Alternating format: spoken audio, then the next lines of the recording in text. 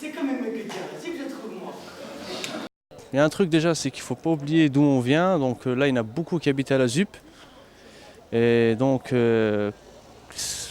franchement, ça fait plaisir de rencontrer d'anciennes personnes qui y habitaient avant. Parce que moi, je ne suis pas venu dans les années 80, donc je suis venu dans les années 90. Donc la ZUP était déjà bien construite.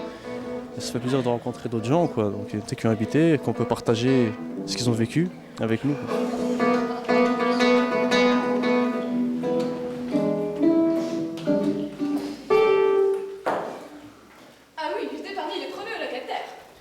Oh bah oui, on était 89. Et moi je suis arrivée quand même. J'étais la première.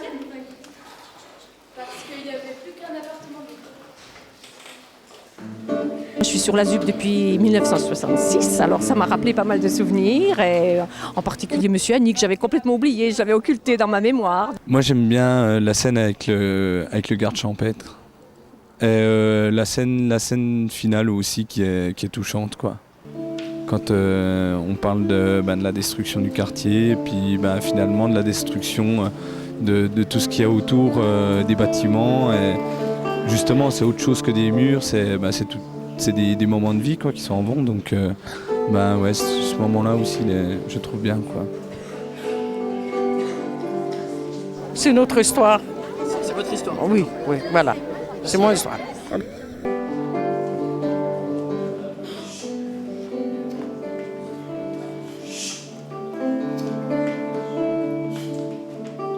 Le fait de rencontrer aussi des gens qui habitent sur le quartier, de se rendre compte que moi j'habite à 500 mètres mais je viens jamais ici, c'était aussi très intéressant. De voir qu'on fait partie de la même ville mais on ne se croise jamais. Il aura fallu ce projet-là pour qu'on travaille ensemble et ça, ça fait du bien. Est-ce que tu as un mot à leur donner à ces comédiens? Un petit mot à leur communiquer?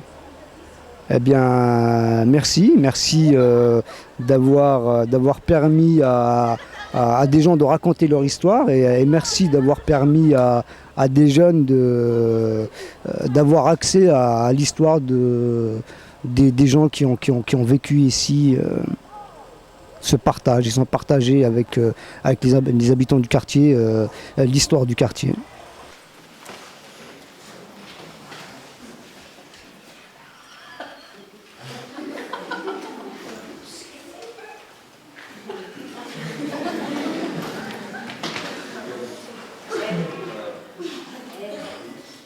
Ici, c'est de la roche. Ici, c'est construit sur de la roche. Alors, il fallait faire sauter la roche et la dynamite. Bah oui. Et pour ça, il y avait un petit monsieur, et c'est vrai en plus qu'il n'était pas grand, qui était préposé à sonner dans sa trompette. Et nous, on savait qu'à ce moment-là, il fallait qu'on ouvre toutes les fenêtres. La roche claquait, des bruits assourdissants, on attendait. Recontrouvette, et on fermait toutes les fenêtres. C'était le signal, c'était le monsieur de la trompette. Avant, il y avait un grillage tout autour du parc. Il y avait un garde champêtre, des horaires d'ouverture et de fermeture. Bon, une fois que le garde champêtre était passé,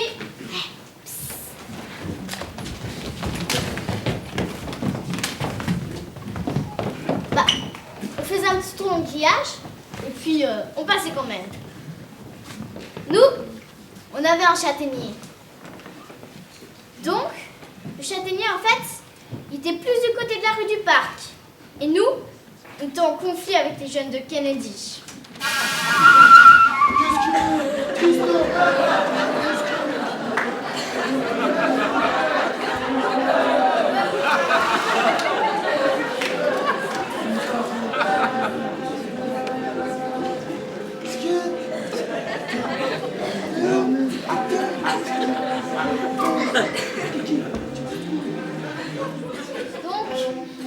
Les arcs et tout, hein. Et puis il fallait pas qu'ils viennent nous piquer nos châtaignes.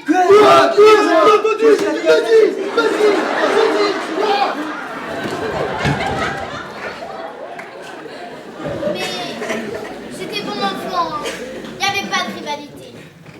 Je trouve que c'est agréable de voir le lien qui se fait grâce à ça. On voit bien que ça remue plein de choses chez les gens. et pas chez les gens du quartier. Et puis ça se transmet aussi aux gens qui ne sont pas d'ici.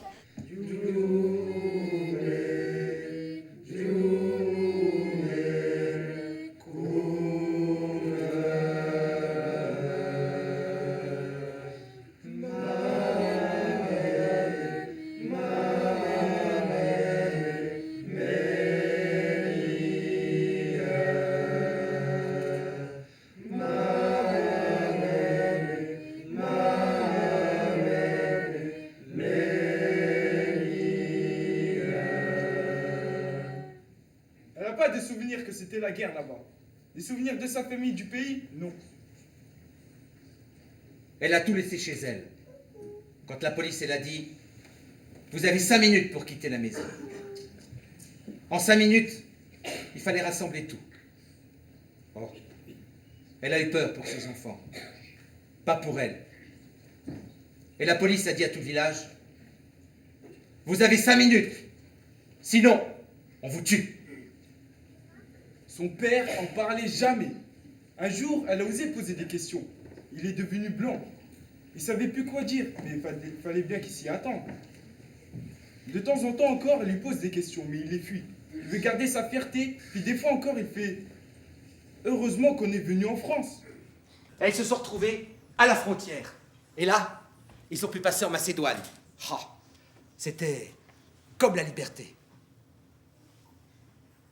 L'Algérie, c'est comme si elle devait l'occulter complètement. Ils étaient plus algériens puisqu'ils avaient choisi la France. Plus de racines, plus rien. Il n'y avait plus de possibilité de retour. Fallait faire avec. Elle était là où étaient ses parents. Elle mangeait. Elle dormait. Le bonheur absolu. Elle vivait dans un camp. Elle s'en foutait, il y avait la forêt. La nature. Elle était heureuse. Tout ça, ça la dépassait. La tabki alayya ya ummi al-habiba.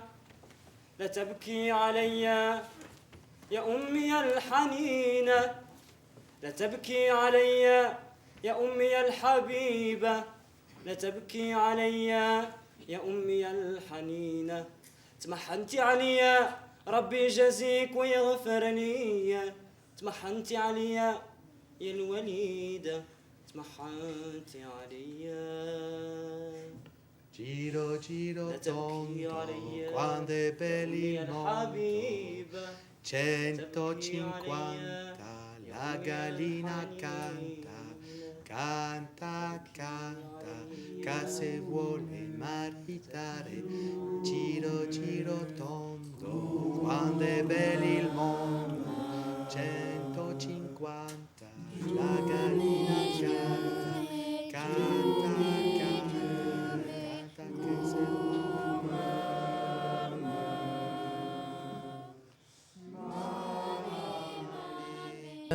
Le mélange de la culture et des générations, je trouve ça beau, quoi.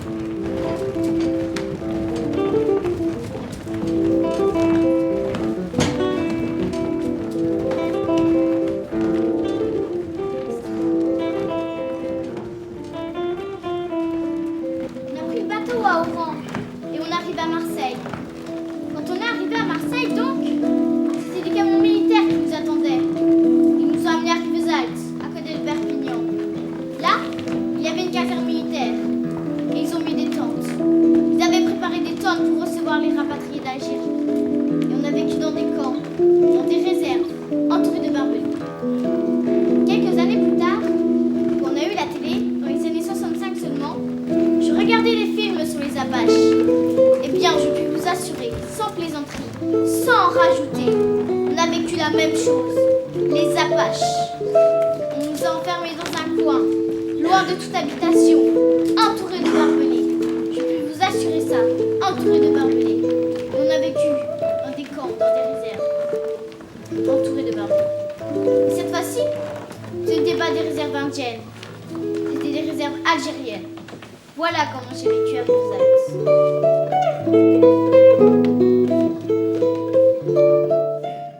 Il avait 19 ans quand il a été engagé. La guerre, les anciens combattants, En général, on n'en parle pas. Je sais pas pourquoi, on n'en parle jamais. On n'aime pas ça. Et des bons souvenirs? Les bons souvenirs, c'est les camarades. À l'armée, il y a une camaraderie qu'on ne trouve nulle part ailleurs. C'est la vraie. Disons celle qui dure. Et puis, chacun s'entraide. Et on risque notre vie ensemble. Il y a une solidarité. C'est une signification, la solidarité. Ça procure beaucoup d'émotions parce que c'est juste, c'est une mise en scène très sobre, il n'y a pas de tralala, c'est comme la vie ici, c'est sans tralala, à part... non, c'est sans tralala. C'est la réalité de la vie qui a été projetée là, non, pas qui a été présentée. Oui, non, mais c'est vraiment parce que c'est simple et ça parle aux gens et c'est surtout le fait de reprendre les mots exacts des gens avec leurs imperfections, avec leurs petites blagues, voilà, c'est ce qui fait que ça touche les gens. Ça fait presque 33 ans qu'elle habite en France. Elle arrive toujours pas bien à parler français. Elle dit, on habite dans un quartier ici, y a que des Arabes ici. On parle pas beaucoup français. Mais oui, et même son mari lui a dit, tu parles pas avec les enfants en français, tu parles avec eux en arabe. Comme ça ils apprennent l'arabe. Et le français ils l'apprennent à l'école. Et ben elle a dit d'accord. Mais après, ses enfants ils ont grandi, ils sont partis. Et elle reste... elle dit, je te jure, on est perdu. On n'a pas travaillé déjà, on n'a pas appris le français. Maintenant, ces enfants travaillent, ils sont partis et on reste sans rien, comme elle dit. Les mères, elles ne savaient pas lire. Alors qu'est-ce que tu veux qu'elles leur lisent comme conte? Les contes qu'elles avaient dans leur tête. Tu n'imagines même pas d'où elles viennent, ces histoires. De la nuit des temps. Et ça, c'est fort pour elle. Elle a l'impression qu'on est cette goutte qui continue, tu vois? C'est une survie. J'avais jamais pensé à la raconter, cette histoire. Pourquoi? Je sais pas. J'ai senti ça comme ça. J'en ai raconté d'autres, hein. Mais pas celle-là. Comme elle dit, ce qui me fait peur à moi, plus tard pour nos enfants, c'est qu'il n'ait plus rien à raconter. À cause de nous. Forcément, quand vous entendez vos propres paroles dites par quelqu'un, c'est quelque chose qui donne une dimension et on replonge un petit peu. Moi, c'est vrai que je parlais de mon père et forcément, c'est pour moi une des scènes qui est un petit peu la plus émouvante parce que je me remets dans ce moment-là. J'espère que ça va permettre aussi de reconnaître un peu les habitants du quartier en tant que spinalien et puis en tant qu'habitant de la ZUP et puis de reconnaître aussi en tant qu'être humain ce qu'on est tous en vérité.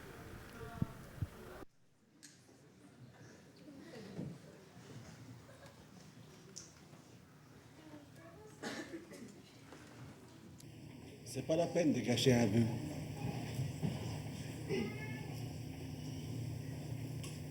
Qu'est-ce qu'un vœu? Comment que ça marche, un vœu? On jette une pièce dans un lac? Ça marche pas. On a un cil sous la joue? Ça marche pas.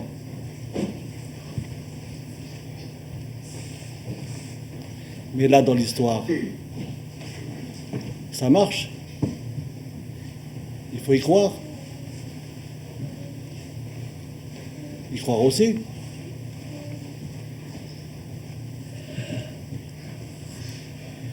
Je ne sais pas si c'est vrai. C'est ma mère qui me l'a raconté. Elle disait que c'était vrai. On ne sait pas. Je suis vraiment contente moi, d'appartenir à un collège où il y a des projets comme ça qui existent et qui font que je pense que les élèves s'y sentent bien et que le quartier est vivant et que c'est un quartier où il y a des choses bien qui se font avec les gens du quartier.